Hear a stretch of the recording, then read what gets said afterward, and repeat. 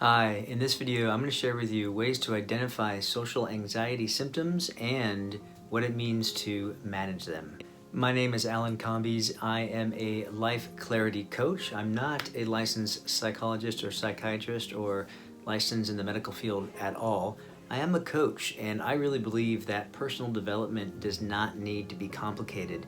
If you'd like to learn more about a less is more approach to personal development and clarity of mind, subscribe to my channel and be sure to hit the bell to be notified of when I put out new videos and new content like this every week.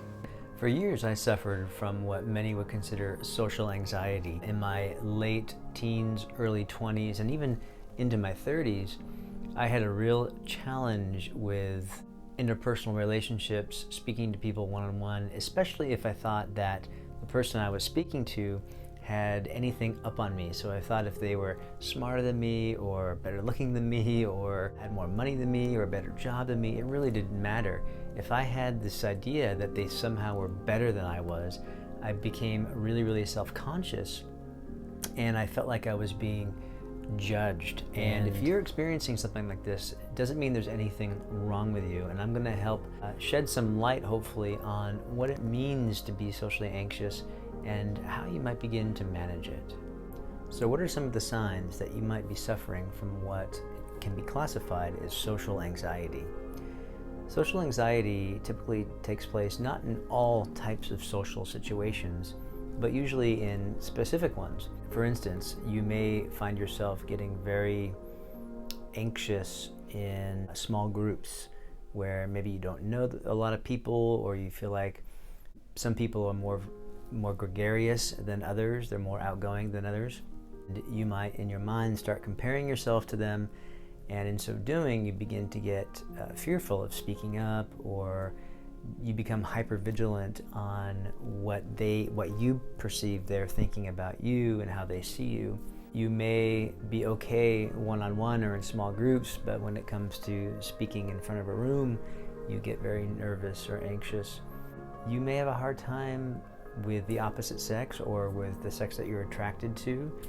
You may find it difficult to interact because you have you have an idea that they might be thinking about you in a certain way and judging you or perceiving you. So it's important to begin to understand and recognize that social anxiety symptoms, which include nervousness, sometimes sweaty palms, stuttering in the voice, trailing off in sentences, things like that. Those symptoms are really just a result of getting caught up in our head. In other words, if you and I are sitting across from each other and we're having a conversation, if I am up in my head thinking about, oh my gosh, what are they thinking about me? Am I standing the right way? Am I using a good vocabulary? Is my hair brushed okay? My hair. Oh gosh, they're so good looking. Do they think I'm not as good looking? There's a number of things that we can be rolling around in our head. Now, it's important to understand the content of that thinking is not important. What's important is recognizing that you are in fact up in your head, preoccupying yourself with all of those ideas. Right? These ideas that we somehow think we know what the other person is thinking and that they're judging us in a certain way. Now, it can compound these symptoms is that as we begin to stutter, or we begin to get nervous, or our heart beats, or our palms sweat, we then begin to think that they can see these symptoms, and so it begins to compound the nervousness, compound the symptoms, because we're in fact nervous or uptight, that we're being judged for being nervous and uptight. You see? So it becomes this cycle that can quickly spin out of control and become very difficult, and in fact will add experiences that you can use to prove to yourself that you are socially anxious. In other words, the more experiences you have of getting caught up and sort of suffering through those social interactions, the more memories you will have of it, and the more it will perpetuate your situation. So again, what do we really want to look at here? How does one go about managing social anxiety? And I think the important thing to recognize is that it doesn't matter what you're thinking about. What matters is that you're thinking. In other words, you're up in your head and you're getting preoccupied with thoughts in the moment. So that thought has nothing to do really with reality. In other words, you are creating a reality by, rather than being focused on the person in front of you or the people in front of you, you are in your mind creating a whole nother reality. And that preoccupation with thought in the moment is creating a disconnect. It's creating a separation. It's creating, it's putting a crimp in the hose of you being open and accepting to your true nature. And your true nature is always there for you. In other words, if you think about anything that you've done, anything you've accomplished or any task you've done, there may have been a moment where you were nervous or you're uptight about it, but then at some point you had to just let go and do the thing, right? Well, what is that? Like, what is that space between being wound up and anxious and tied up and letting go and actually just doing the thing? And to me, it looks like just dropping out of anxious thinking. It looks like dropping out of stressful thinking and trusting in that moment, even if you don't know that that's what you're doing consciously. In order to do anything, you really sort of needed to stop thinking about it and just do it, right? And it's not to say that you can do something and still feel uptight or anxious, but even then, you have to let go a little bit in order to take any sort of action, or in this case, to have a conversation. So you may notice when you're with somebody that you're comfortable with, where you don't feel like you're comparing yourself with them, you feel relaxed, there's a flow to the conversation, you don't feel like you're overthinking what you're going to say. And so what's up with that? Well, what's up with that is you just have less on your mind and you're more in the moment. And so what I'm proposing here is really a couple things that you can do. Number one is to recognize that it's not really about managing your social anxiety at all. Social anxiety is simply a result of being preoccupied with thought in the moment. And so if you can recognize that fact, that that's all you're up against in those moments, like those uncomfortable feelings of nervousness and everything else, they're not letting you know what somebody's thinking about you. They're letting you know what you are thinking in that moment. And so just recognizing that fact can allow you to step back and step more into the moment.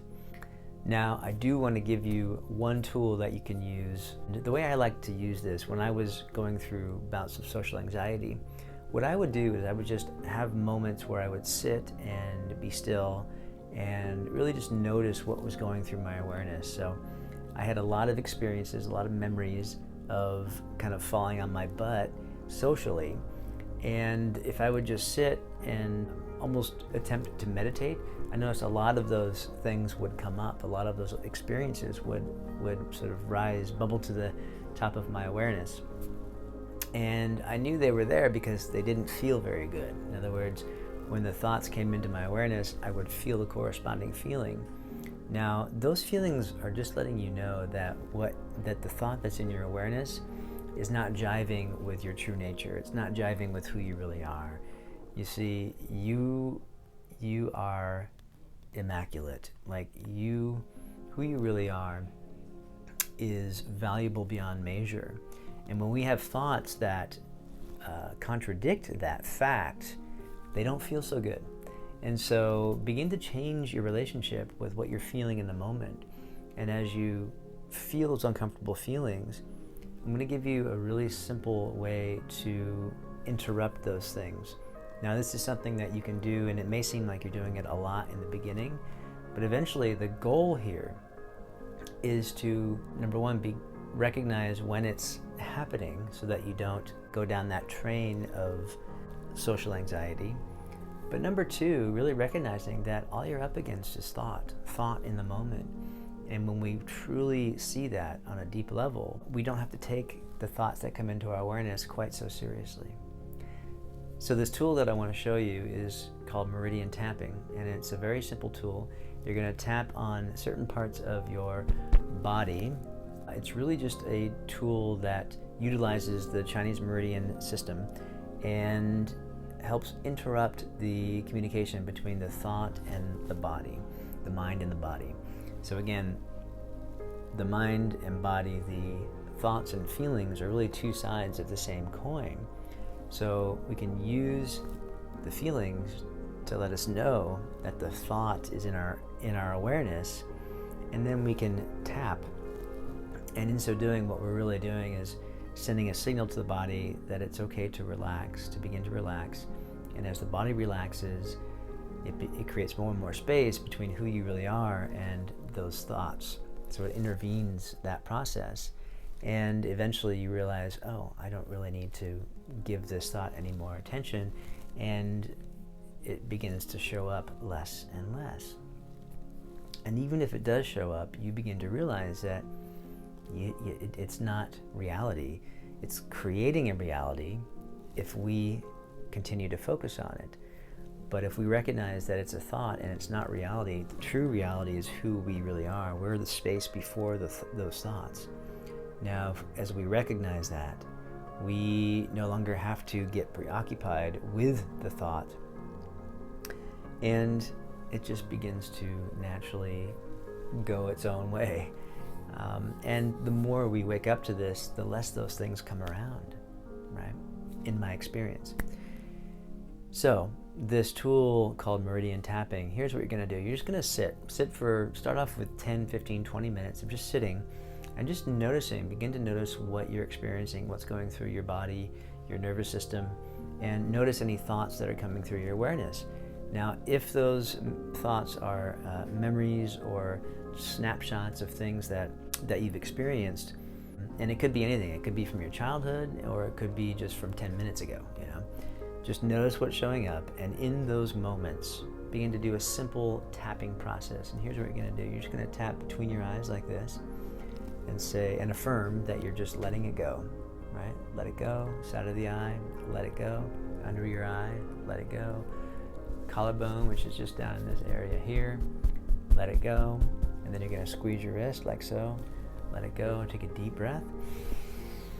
Blow it away. And say peace. All right? So again, the idea here is you're just interrupting that thought process.